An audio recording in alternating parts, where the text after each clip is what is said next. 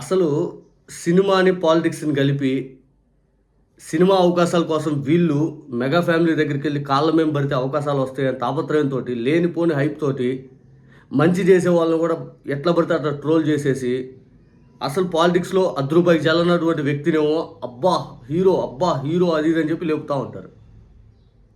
ఒక్కసారి హైప్ రాది సంక్రాంతి పండుగ రోజు ఈరోజు రిలీజ్ అయ్యే ప్రోగ్రామ్ గురించి. ఆ ప్రోగ్రామ్‌లో ఏమన్నాడు వినండి. సంవత్సరం నుంచి రాష్ట్రాన్ని సురక్షితంగా ఉంచుతున్న పవన్ కళ్యాణ్ గారి ఫాలోవర్. దాని మళ్ళీ నవ్వుతాం.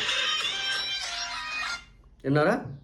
1.5 సంవత్సరం నుంచి ఆంధ్రప్రదేశ్ రాష్ట్రాన్ని సురక్షితంగా ఉంచుతున్నటువంటి పవన్ కళ్యాణ్ గారి ఫాలోవర్ని 1.5 సంవత్సరం నుంచి ఈ రాష్ట్రంలో సురక్షితంగా ఏముంచాడు? దిశ చట్టం ఏమైనా అమలు చేయగలిగాడా? దిశ యాప్ ఏమైనా అమలు చేయగలిగాడా? ఏం చేశాడు? మహిళలకు ఏమైనా సురక్షితంగా ఏమైనా ఉంచాడా? 33,000 మంది అమ్మాయిల్లో ముగ్గురునన్నా తీసుకొచ్చాడా? సుగాలి ప్రీతి తల్లికి న్యాయం చేశాడా? ఏం చేశాడు సురక్షితం అంటే? అమ్మాయిల వంక చూస్తే కురికేస్తా, పిసికేస్తా, నరికేస్తా, ఇంక ఇరిచేస్తా అది ఇది అన్నాడు.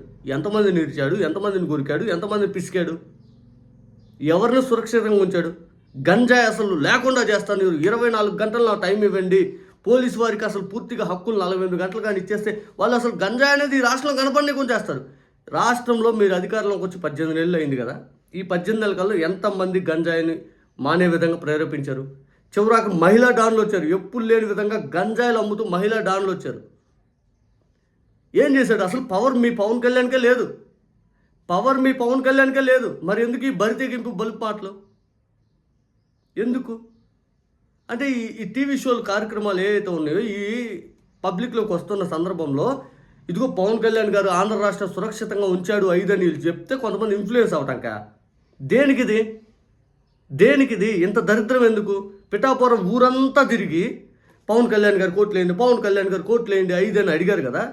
పిఠాపురం టూరిజం హబ్ అయిపోయింది అని చెప్పారు కదా. పిఠాపురం టూరిజం హబ్ అవ్వకపోగా అక్కడ ఉన్నటువంటి మైనర్ బాలిక పైన అత్యాచారం జరిగితే, టీడీపీ కార్పొరేటర్ భర్త అత్యాచారం చేస్తే చర్యలు ఏం తీసుకున్నారు చెప్పండి? దళిత పిల్లల్ని ఇబ్బంది పెట్టే విధంగా దళితుల్ని మాట్లాడుతుంటే ఏం చర్యలు తీసుకున్నారు? మలం అనే గ్రామంలో ఏదైతే దళితుల్ని వేరు చేశారు. ఒక ఎలక్ట్రీషియన్ చనిపోతే వాళ్ళు ఏదో డబ్బు అడిగారు అది ఇది అని చెప్పి చనిపోయిందని కాంపన్సేషన్గా ఆ దళితులని వేరు చేసి చూశారు. కాకినాడ సెజ్ భూములు ఏదైతే పిఠాపురం వల్ల ఏదైతే ఉందో దాన్ని జగన్మోహన్ రెడ్డి గారు గవర్నమెంట్లో జీవో ఇస్తే దాని మా హయాంలోనే మేము పబ్లిక్ అందజేస్తే దాన్ని ఇప్పుడు అమలు చేసుకోవడానికి అల్లాడిపోతూ ఉన్నారు. మేము దాదాపు 2,000 ఎకరాల్లో 1,200 ఎకరాలు మేము ఇచ్చాం. ఇంకా దాదాపు 800-900 ఎకరాలు ఈ లీలా. దానికి నాకు 1 నెల అయింది, 2 నెలలు అయింది టైంలు వేస్ట్. ఏం చేశారు? పిఠాపురంకి ఏం చేయకపోగా రాష్ట్రాన్ని సురక్షం అంటే రైతులు ఏమో సంతోషంగా ఉన్నారా? ఇప్పుడు సంక్రాంతి పండగ ఏదైతే కోతలన్నీ కోసేసి పంట చేతికొచ్చి డబ్బులు చేతికొచ్చే టైం కదా. ఎంతమంది రాష్ట్రంలో గిట్టుబాటు ధరతో పంట చేతికి తిని పూర్తి స్థాయి సంతోషంగా ఉన్నారు? ఓజీ డీజీ అని చెప్పి ఏది పడితే సినిమా రిలీజ్ చేసేసి 1,000 రూపాయలు 800 టికెట్ హైక్స్ ఇచ్చుకొని రైతులకు గిట్టుబాటు ధర లేదని అప్పుడు కన్నీరు పెట్టేసి ఇప్పుడు వచ్చేసి ఎంతమందికి ఇచ్చాడు? చివరాఖరి మీ పవన్ కళ్యాణ్కే గతి లేదు. మీ పవన్ కళ్యాణ్కే పవర్ ఇవ్వట్లా. సకల శాఖ మంత్రి మొత్తం చూస్తున్నాడు. అంతేందుకు సింపుల్గా మన సూర్యలంక బీచ్ ఏదో పర్యవేక్షణ చేస్తున్నానని చెప్పి చంద్రబాబు నాయుడు గారితో ఉండాల్సిన కందులు దుర్గేష్ ఎవరైతే ఉన్నారో టూరిజం మినిస్టర్, ఆయన లేడు. పక్కన లోకేష్ గారు ఉన్నారు. మీ జనసేనకి ఇచ్చిన మినిస్ట్రీసే మీరు సరిగ్గా హ్యాండిల్ చేయట్లేక పక్కన వాళ్ళు సకల శాఖ మంత్రి చూస్తున్నాడు. అది మీ జనసేన పరిస్థితి. ఇంకా సురక్షితంగా సుభిక్షితంగా అయ్యిదని చెప్పుకునే డైలాగులు ఎందుకు? మీరు చక్కగా ప్రోగ్రాం చేసుకోండి. పవన్ కళ్యాణ్ గారు ఫాలోవర్ అని చెప్పుకో ప్రోగ్రాంలో, తప్పులేదు. సురక్షితంగా 1.5 సంవత్సరం అంటే మా హయాంలో మేము తీసుకొచ్చింది ఏదైతే పూర్తి స్థాయిలో గవర్నమెంట్ హాస్పిటల్స్ ఏదైతే ఉన్నాయో ప్రభుత్వ మెడికల్ కాలేజీలు అవి పిపిపి మోడ్లో ఇస్తుంటే అసలు మాట్లాడాడా? మా హయాంలో రైతులకు గిట్టుబాటు ధర ఉండేది. మా హయాంలో విపత్తు నిధి ఉండేది, సహాయ విపత్తు నిధి, ఇన్సూరెన్స్, క్రాప్ ఇన్సూరెన్స్ అవన్నీ దాని ద్వారా చెల్లించేవాళ్ళు. ఈరోజు క్రాప్ ఇన్సూరెన్స్ లేదు, డాక్టర్ రుణమాఫీ లేదు, సంక్షేమ పథకాలు లేవు. నిరుద్యోగ భృతి ఇస్తాను 3,000 అన్నారు. 10 లక్షల రూపాయలు ఇస్తాను నిరుద్యోగులకు అన్నారు. ఎంతమందికి ఇచ్చారు? ఎంటర్ప్రినర్స్ చేస్తానన్నాడు.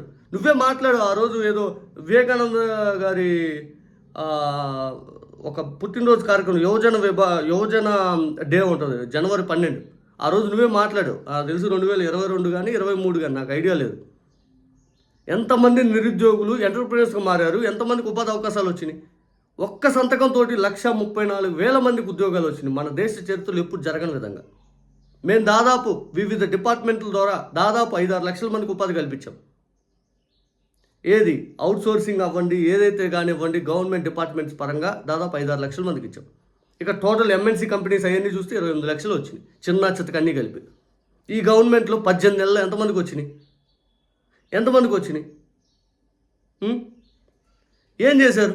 అమ్మాయిలకు న్యాయం చేయాల, గంజాయి కేసులు తగ్గిలా. మా హయాంలో గంజాయి తగలబెట్టాం, దాదాపు 500 కోట్ల వర్త్ గంజాయి. ఈ హయాంలో గంజాయి పెరిగిపోతా ఉంది. సినిమా ప్రోగ్రామ్స్ ఏదైతే చేసుకొని, ఏదైతే టీవీ షోలు చేసుకుంటే పోగా ఇవన్నీ ఎందుకు అడిషనల్గా? సుభిక్షితం అంటే ఏంటి? సురక్షితం, సుభిక్షం అంటే ఏంటి? సురక్షితంగా అంటే వాళ్ళ ముచ్చుమరిలో పాప చనిపోతే, అయ్యా మీకు దండం పెడతాం, మా పాపను మాకు తెచ్చిందంటే ఇంతవరకు శవం తెచ్చిలా. ముచ్చుమరి ఘటనలో సుగాలి ప్రీతి తల్లికి న్యాయం చేయాలి, ఆమె రోజు బాధపడతా ఉంది. జనసేన వాళ్ళ చేత మళ్ళీ అడిషనల్గా ఆమెను తిట్టడం. 33,000 మంది అమ్మాయిలు ఎడిపోయారు. సుగాలి ప్రీతి కేసు ఎడిపోయిందో, నిరుద్యోగులు 10 లక్షలు ఎడిపోయినాయో, రైతులు గిట్టుబాటు ధరలు, రైతులకి అగసాట్లేదు, కౌలు రైతులేంటి, ఇవన్నీ ఎడిపోయినాయి. అందరి కాడికి ఎక్కువ ఇచ్చేస్తారు. ఇల్లులు ఏమైనా కట్టారా? గవర్నమెంట్ స్థలాలు ఏమైనా పంచారా? లేకపోతే ఇళ్ల స్థలాలు ఏమైనా ఇచ్చారా? ఏది ఒక్క చేసారేమో చెప్పండి. సురక్షితం అనే మాట వాడారు కదా, ఆ మాట అర్థం, దాని వెనక ఏదైనా ఒక్క చేసామని చెప్పండి. ఒక్కటి. ఇవన్నీ బలుపు మాటలు కాదా? ఇవన్నీ బరితెగించి మాటలు కాదా? దేనికి బరితెగింపు మాటలు? ఎవరిని వంచడానికి? ప్రతిసారి మీ జబర్దస్తులతో వచ్చిన ఇబ్బంది ఇది. ఏదో ఆ షోలో పవన్ కళ్యాణ్ గారినో, ఆ మెగా కుటుంబాన్ని ఎవరినో హక్కును చేర్చుకునే విధంగా మాట్లాడితే చాలు, మనకు అవకాశాలు వస్తాయని ఆనందంతో చేస్తుంటే, పూర్తిగా దాంట్లో డెప్త్ ఏంటి అనేది కూడా ఆలోచించకుండా మాట్లాడుతుంటే ఏం జరుగుతుందనేది తెలుసుకోండి. విజయవాడ వరదలు చక్కగా చేయలేక, 6 తిరుపతిలో చనిపోతే చక్కగా చేయలేక, కాశీబొగ్గలో 9 మంది చనిపోతే చక్కగా చేయలేక, ఆ తర్వాత సింహాచలంలో 7 చనిపోతే చక్కగా చేయలేక, సనాతన బోర్డు అని ఎడిపోయాడు, ఏం మర్చిపోయాడు, మళ్ళీ సనాతనం అనే వేషం వేసేసి ఆ సినిమా హరిహర వీరమల్లు కోసం హరిహర వీరమల్లు అయిపోయింది, సనాతన వేషం అయిపోయింది. ఎందుకు? సనాతన బోర్డు, ఆమె హిందూ, ఆమె సనాతి, బోర్డు ఎటుపోయిందో, సనాతనం ఎటుపోయిందో అన్నీ అయిపోయింది. రోజుకో వేషం, రోజుకో డైలాగులు, సినిమా డైలాగులు చెప్పడానికి తప్పితే ఇదిగో ఇది చేసామయ్యా అని చెప్పుకోవడానికి ఒక్కటి చెప్పండి. ఒక్కటి ఏంది? ఇష్యూస్ చాలా ఉన్నాయి. ఎన్ఆర్ఈజీఎస్ స్కీమ్ కింద ఆయన ఏం చేశారు చెప్పండి. గ్రామానికి ఇంటింటి కొలాయి కార్యక్రమాన్ని ఏం చేశారు? లిస్టు తీయండి. ఎంతమందికి ఇచ్చారు, ఎంతమందికి చేశారు?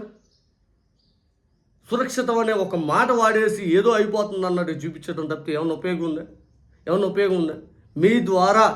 మీ ద్వారా ఈ రాష్ట్రానికి ఇంకా నష్టం. పిఠాపురంలో అన్నిసార్లు తిరిగారే, ఒక్కరైనా కానీ తర్వాత ఆ దళిత బాలిక పైన ఏదైతే అత్యాచారం జరిగిన ఘటనలో మీరు వెళ్ళి పరామర్శించారా? పిఠాపురంలో అన్నిసార్లు తిరిగారే, ఓటేయండి అని వర్మ గారి దగ్గరికి తిరిగారు మీరు అందరూ కలిసి. ఆఖరికి పవన్ కళ్యాణ్ గారు మిమ్మల్ని అర్థిస్తున్నాను, మిమ్మల్ని బతిలాడుతున్నాను 5 అన్నారే. ఏం ఒకసారి ఇల్లు ఏమైనా చేశారా న్యాయం? ఎవ్వరికి చేయకపోగా ఇటువంటి మాటలు మాట్లాడుతూ ఉంటారు. దేనికి రా బాబోయ్ అంటే మేము అభిమానం చాటున నిజాలు చెప్పండి, భరిస్తాం, వింటాం, మేము కూడా మాట్లాడతాం. అవునా జరిగిందా అని మేము దాని మీద డిబేట్ చేస్తాం. అంతేగాని ఒక డైలాగ్ వదిలేస్తూ ఉంటారు, అదే ఒక అలవాటు అయిపోయింది.